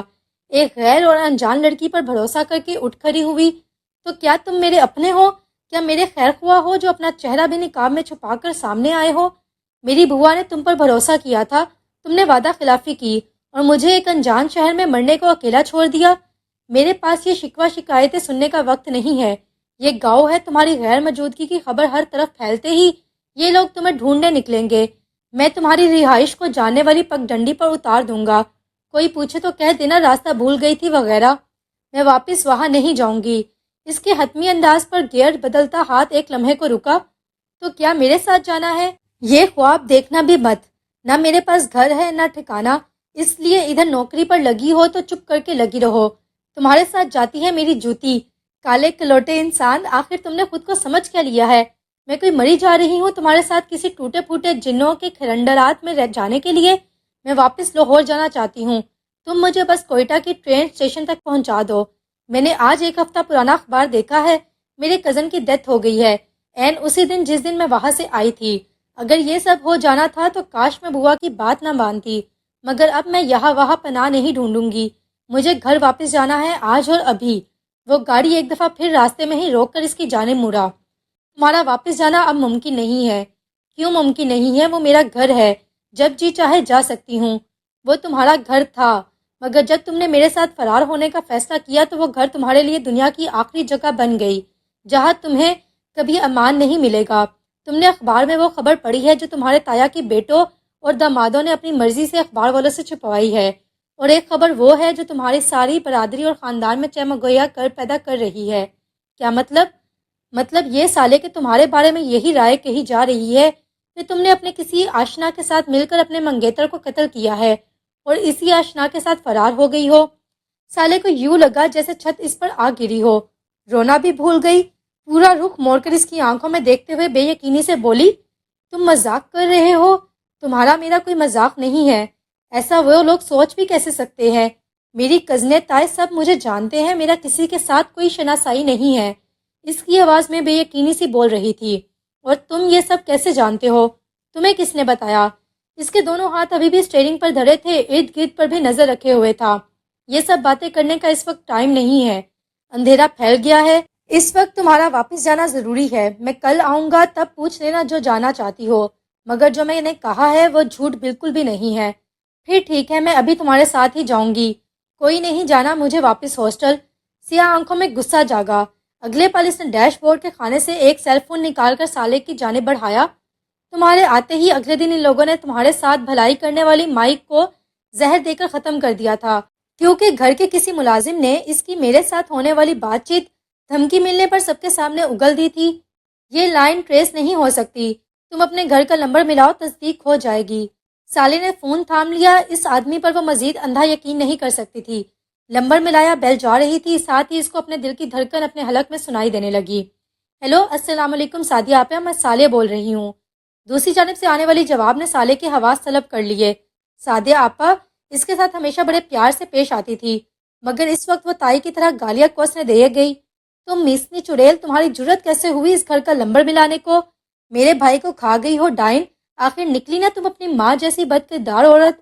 آپ کیا کہہ رہی ہیں سعدیہ آپا؟ میری امی کے لیے ایسے الفاظ استعمال مت کریں۔ تو مجھے سبق دے گی؟ تو ایک دفعہ ہاتھ لگ جا، تیرے اور تیرے اس یار کا وہ حشر کروں گا کہ آنے والی نسلیں یاد کرے گی۔ بے غیرت، تجھے ذرا شرم نہ آئی ہمارے سر پر یوں خاک ڈالتے ہوئے؟ اتنے سالوں سے میرے باپ نے تجھے سینے سے لگا کر رکھا، اس کا یہ سیدھا دیا تو نے؟ میرا ایک ہی بھائی تھا سالے، میرا ایک ہی بھائی تھا، تمہیں موت آئے، اللہ کرے کتے۔ سالے کے کامتے ہاتھوں سے فون لے کر اس نے لائن کاٹ دی۔ تھوڑی دیر تک گاڑی میں خاموشی چھائی رہی، دونوں ہی اپنے سامنے ونڈو اسکرین کی دوسری جانب دیکھتے رہے۔ اچانک سالے کے اندر ابال اٹھا، ایسے لگا جیسے سارا کچھ باہر آ جائے گا۔ اپنی جانب کا دروازہ کھول کر وہی جھک گئی۔ بڑی بڑی کہہ آئی تھی، جب بے حال ہو گئی تو ایک کالے ہاتھ میں سفید ٹیشو اس کے سامنے آئے، خاموشی سے ٹیشو لے کر منہ صاف کیا۔ گاڑی کے اندر ہیٹر کی وجہ سے اس کے کپڑے گیلے ہونے کے باوجود سردی کا احساس شدید نہ رہا تھا، مگر اس وقت وہ گاڑی سے نکل گئی۔ دور سے گھروں میں جلتی روشنیاں نظر آ رہی تھی، ہوا جسم کو جیسے چیر کر گزرنے کے پروگرام میں تھی۔ ذہن کی سلیٹ بالکل خالی ہو گئی۔ ایک نظر اپنے گرد ڈالی، سمجھ ہی نہ آیا اب کدھر جائے گی۔ سارے منظر خالی، ساری زندگی کی محنت رائی گاہ چلی گئی۔ مرے ہوئے قدموں سے جس طرف روشنی کے نقطے نظر آ رہے تھے، ادھر کو جانے کا فیصلہ کر کے آگے بڑھی، تبھی سامنے سے ایک گاڑی کی ہیڈ لائن چمکی، ساتھ ہی برف میں زور لگانے سے انجن کا احتجاج بھی آیا۔ اس نے گردن گھما کر پیچھے دیکھا، گاڑی کی پچھلی لائٹس ہر لمحے کے ساتھ دور سے دور ہوتی دکھائی دی، بالکل اس کے مستقبل کی طرح، کچھ بھی صاف نہ تھا۔ سامنے سے آنے والی گاڑی میں سے پریشان سی شکل لیے نعمان برآمد ہوا۔ سالے بہن، آپ ٹھیک تو ہیں؟ کیا ہوا تھا؟ میں آپ کو لینے آیا، آپ کلینک پر تھی ہی نہیں، کب سے میں اور غازان آپ کو ڈھونڈ رہے ہیں۔ میں تو گھر جانے کے لیے نکلی تھی، مگر نہ جانے کیسے غلط راستے پر قدم ڈال کر راستہ کھو بیٹھی، مجھے گھر ہی نہیں مل رہا۔ جو اس کی ذہنی حالت تھی، اس کے مطابق جو الفاظ اس زبان سے نکلے وہ عین اس کی صورتحال کے مطابق تھے۔ نعمان کو سمجھ کیا آتے، وہ تو وہی سمجھا جو ظاہری، جو سامنے نظر آ رہا تھا۔ چلے شکر ہے ابھی تو آپ مل گئیں، آئیں بیٹھے، گھر چلتے ہیں۔ وہ اسی طرح خاموشی سے گاڑی میں بیٹھ گئی، دوسری جانب نظر ڈالی تو ایک دفعہ پھر آنکھ بھر آئی۔ جو قانونی طور پر سب سے اپنا تھا، وہ یوں غیروں کے بیچ چھوڑ کر غیروں کی طرح کب کا جا چکا تھا۔ اس نے ایک نظر واپس مڑ کر دیکھا بھی نہیں کہ ہو سکتا ہے کسی چور ڈاکو کی گاڑی ہوتی، تب بھی ایسے ہی چلا جاتا۔ میں نے بڑے غلط انسان سے بڑی غلط امیدیں باندھ لی۔ ہیلو غازان، سالے مل گئی ہے؟ ہاں، راستہ بھول گئی تھی، میں واپس آ رہا ہوں۔ نعمان نے فون پر اطلاع دینے کے بعد لائن کاٹ کر گاڑی کا موڑ موڑا اور آگے بڑھا دی۔ اتنا پریشان ہونے کی ضرورت نہیں ہے سالے، ہم نے تمہیں ڈھونڈ ہی لینا تھا۔ مجھے یہی شک ہوا تھا، اصل میں کلینک سے سیدھی سڑک باہر کو جاتی ہے اور وہی سڑک دوسری جانب آگے کے قصبوں کی جانب۔ تم غلطی سے دوسری پر چل پڑی۔ سالے جواب میں کچھ نہ بولی۔ جس وقت ان کی گاڑی گیٹ سے اندر گئی، بالکل سامنے غازان اور دادی فکر مندی سے کھڑے نظر آئے۔ سالے کو احساس جرم نے گھیرا، وہ کیوں ان پیارے لوگوں کے لیے پریشانی کا باعث بن رہی تھی جنہوں نے اس کے لیے وہ کیا تھا جس سے اپنے بھی انکاری ہو گئے۔ وہ باہر نکلی تو دادی نے باہوں میں بھر لیا۔ شکر ہے تم خیریت سے مل گئی ہو، میرا تو دل پریشان ہو گیا تھا۔ سالے کو تو ویسے بھی اس وقت کسی کندھے کی اشد ضرورت محسوس ہو رہی تھی، مگر اس نے خود کو بڑی مشکل سے رونے سے باز رکھا۔ اس کے چہرے کی حواس پاختگی دیکھ کر غزاں نے لب کھولے۔ معذرت چاہتا ہوں مس گل، آپ کو پہلے ہی دن ایسی صورتحال کا سامنا کرنا پڑا، مگر کل سے آپ کے لیے ایک بندے کی ڈیوٹی لگا دی ہے، وہ آپ کو لے کر بھی جائے گا، سارا وقت وہی آپ کے ساتھ رہنے کے بعد آپ کو واپس بھی لائے گا۔ آج تو میں اور نعمان کوئٹہ سے آئے بڑی لیٹ، ورنہ یہ سب نہ ہوتا۔ کوئی بات نہیں، آپ لوگوں کی تو کوئی غلطی نہیں، مجھے ہی اکیلے نہیں آنا چاہیے تھا۔ سالے نے سب کو یوں شرمندہ دیکھ کر صفائی دی۔ چلو بچوں اندر چلو، پہلے سب کھانا کھاؤ، ویسے بھی باہر بڑی ٹھنڈ ہے۔ سالے نے انکار کر دیا۔ نہیں دادی امی، آپ لوگ جائے، میں اپنے کمرے میں جانا چاہتی ہوں، پلیز، میں نے دن میں اتنا کچھ کھا لیا تھا، اس وقت بھوک نہیں ہے۔ بیٹی اتنی دیر سے باہر ٹھنڈ میں گھوم رہی ہو، اندر چل کر گرم دودھ کافی لو، پھر چلی جانا اپنے کمرے میں۔ اس کے چہرے پر بے چارگی دے کر غزاں نے ماں کو روک دیا۔ اماں میرا خیال ہے مس گل کافی تھک گئی ہیں، ابھی آرام ہی کرنے دے۔ نعمان ذرا ان کو آگے کر آؤ، میں کھانا لگواتا ہوں۔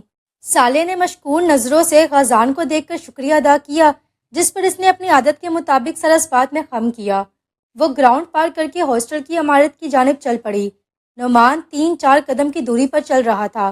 نعمان کے والد گاؤں کے کرتا دھرتا آدمیوں میں سے تھے۔ نعمان کی 2 بہنیں اور ایک چھوٹا بھائی تھا۔ والدہ پوری طرح سے ایک روایتی پٹھان عورت تھی، بڑی دبنگ ٹائپ عورت تھی۔ بہنوں کی شادیاں ہو چکی تھی، وہ خود ابھی سرکاری نوکری کر رہا تھا، جبکہ چھوٹا بھائی ابھی پڑھ رہا تھا۔ گاؤں میں ان کی حویلی نما گھر بڑا نمایاں تھا۔ ایک تو وہ غزاں کا ہم عمر تھا، دوسرا دونوں لنگوٹیا یار تھے۔ کالج کے بعد یونیورسٹی دونوں ایک ساتھ ہی تھے۔ وہ نعمان کو خدا حافظ بول کر اندر کی جانب بڑھنے لگی تھی جب نعمان کے سوال پر رک گئی۔ گوہر کیا کوئی پریشانی ہے؟ سالے نے نفی میں گردن ہلائی۔ نہیں نعمان بھائی، ویسے ہی تھکن کی وجہ سے نیند آ رہی ہے، کہتی ہو تو مان لیتا ہوں، پر اگر کوئی پریشانی ہو تو بلا جھجک بتانا ہے، تم میری زینی جیسی ہی بہن ہو، کسی بھی قسم کا کوئی مسئلہ اپنے تک نہیں رکھنا، ابھی جاؤ آرام کرو، کل انشاءاللہ بات کریں گے۔ وہ اس کے سر پر ہلکی سی تھپکی دے کر واپس مڑ گیا۔ نیوی شلوار سوٹ پر براؤن جیکٹ، تھوڑے لمبے بال جن کو درمیان میں مانگ نکال کر سیٹ کیا گیا تھا، سلکی بال ہونے کی وجہ سے اس پر مانگ نکالنا جچتا تھا۔ جتنے دن زینب اس کے ساتھ تھی، سب کے ساتھ تفصیلی تعارف کی بجائے اچھی خاصی بات چیت بھی نکل پڑی تھی، اسی وجہ سے نعمان اس کو پوچھ کر گیا تھا۔ سالے کے دل پر تو پہلے ہی اس وقت بڑا بوجھ پڑا ہوا تھا۔ تیز تیز قدموں سے اپنے کمرے تک آئی تاکہ کسی لڑکی کی اس پر نظر پڑنے سے پہلے وہ بند دروازے کے پیچھے چھپ جائے، کیونکہ اس وقت کسی سے بات کرنے کا من نہ تھا۔ اپنے کمرے میں آ کے لائٹ جلائی، دروازہ لاک کیا تو نظر کمرے میں موجود 3-4 شاپنگ بیگز پر پڑی۔ اتنا تجسس تک نہ جاگا کہ آگے بڑھ کر دیکھ ہی لیتی کہ زینب نے کیا کچھ خرید کر بھیجا ہے۔ واش روم میں جا کر گرم پانی سے منہ ہاتھ دھویا، آنسو پانی کی دھار کے ساتھ ایک تواتر سے بہتے چلے گئے۔ کانوں میں ایک ہی جملہ گردش کرتا رہا، نکلی نہ آخر اپنی ماں جیسی بد چلن۔ وہی واش روم کے فرش پر گھٹنوں کے گرد بازو لپیٹ کر سر گھٹنوں میں چھپائے کتنی دیر تک سسکیاں بھرتی رہی۔ میری امی بد کردار نہیں تھی، اللہ کی قسم تم سب لوگ جانتے ہو وہ بد کردار نہیں تھی، میرا کسی مرد سے کوئی تعلق نہیں ہے، یا اللہ آپ تو سب جانتے ہیں دلوں کے حال، ظاہر ہوا سچ، پردوں میں چھپے راز بھی تو اللہ جی میرے حصے میں یہ بدنامی کیوں آئی، یا اللہ میری ماں کے حصے میں یہ داغ کیوں آیا، جب یہ آپ کی شان ہے جس کو چاہے عزت دے، جس کو چاہے ذلت کی عتیق گہرائیوں میں دھکیل دے، تو اللہ جی میری شہرت پہ ٹھہری کہ اپنے چاہنے والے کے ساتھ گھر سے بھاگنے والی لڑکی، وہ تو میرا کچھ بھی نہیں ہے، اس کو کسی اور نے میرے لیے چنا اللہ جی، اور وہ مجھے بیچ راستے چھوڑ گیا ہے۔ آپ کو کیا بتاؤں، آپ تو پہلے ہی سب جانتے ہیں۔ 10-15 منٹ تک رو دو کر غبار کچھ کم ہوا تو اپنی جگہ سے اٹھ کر کمرے میں آئی، الماری میں لٹکے کپڑے نکال کر لباس بدلا اور لائٹ بند کر کے رضائی میں لیٹ گئی۔ آج کا دن جتنا اچھا اور پر امید شروع ہوا تھا، اختتام اتنا ہی مایوس کن۔ اس کو سمجھ نہ آ رہا تھا کس کس غم کو رونا ہے، بوا کی موت یا سرفراز کی موت پر، یا پھر اپنی بدنامی پر۔ اسی طرح روتے روتے نیند کی وادی میں اتر گئی۔ اوکے جی، اب آج کی ایپیسوڈ کو ہم یہیں پہ اینڈ کرتے ہیں۔ اگر آپ کو میری ویڈیوز پسند آتی ہے تو آپ نے اس کو ضرور لائک کرنا ہے اور میرے چینل کو آپ نے ضرور سبسکرائب کرنا ہے۔ آپ اپنا بہت سارا خیال رکھیں، انشاءاللہ جلدی ملاقات ہوگی، تب تک کے لیے اللہ حافظ۔